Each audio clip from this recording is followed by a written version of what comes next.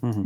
Best quote I ever lived by and learned to try to manage my own self care was don't give from an empty well, give from an overflow.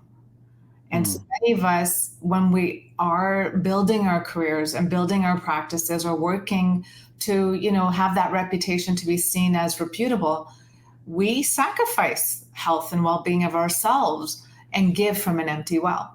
Don't give from an empty well, give from an overflow really means about, are you taking care of the reserves that make you healthy to get you to a place that you are giving back to the people that you actually care about, friends, family, colleagues, patients, Hmm. at the best of your ability.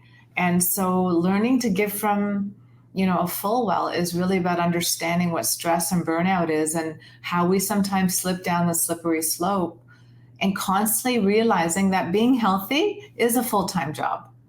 I had an acupuncturist once say a healthy day is 8 hours work, 8 hours play, and 8 hours sleep. I think very few of us live that way, but it's good to aim towards how do I bring my own life to a place of health. Wow, that's so well said. I have never quite heard it put that way before. I've heard of showing up as our best selves and we have to fill our cup. We've heard the analogy of put on your oxygen mask first before you help someone else. But to give from an overflow has I think, a stronger connotation to it. Yeah. I think Yeah. also spirituality, like you enjoying your own spirit, your own company. It's Hmm. not about religion, but how fulfilled are you in your own lives makes us 20 times better as clinicians and therapists out there. Taking care of you.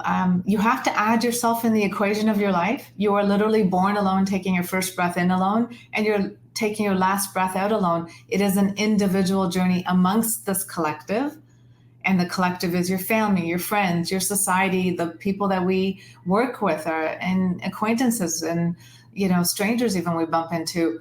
Are we taking care of us and adding ourselves in the equation of our own lives? I think that's very important in today's world. And don't get me wrong, as we're growing, there's a quote I love to live by: being well adjusted to a sick society is unhealthy. Ah, right. So many Yes. of Yeah. us train our children to be well adjusted to the sick society with competition, with self sacrifice, proving yourself, moving up that ladder. And there's a depletion of, self sacrifice and depletion of resources that we encounter trying to build ourselves in the early stages of our career. And then those habits become so solid in our lives that we become that, hamster on the wheel, creature of habit.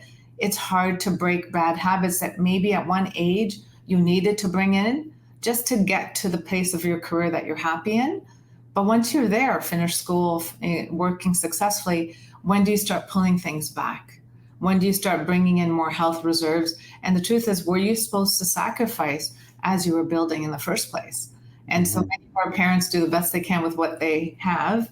And, one of my books that will come out in the future will be about, even immigrant statuses and how sometimes our parents, we take on their ancestral traumas of scarcity, of working hard, of, work ethics that, maybe hard work doesn't kill you. But the truth is, the right kind of work might not kill you, but certain types of jobs can kill you if you're overworking. And it is important to look at the wear and tear our mind, body, and soul goes through.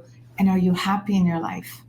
Many people sacrifice their own joy, happiness, and contentment to serve in a community of identity based cultures where we're working as a part of our identity versus seeing work as one role I play.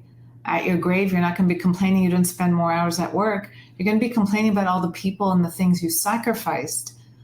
And it's okay to have some sacrifice at certain points in life, but it should be that fight or flight and comes back down. Many of us professionals tend to go, go, go, and we stay going for a prolonged period of time. And that's where the burnout comes in, The exception, not the rule. not the rule. Right. To suffer for a season, to walk over hot coals for a short time, to know what Yeah. we're what we're doing it for, but it's not to be a way of life.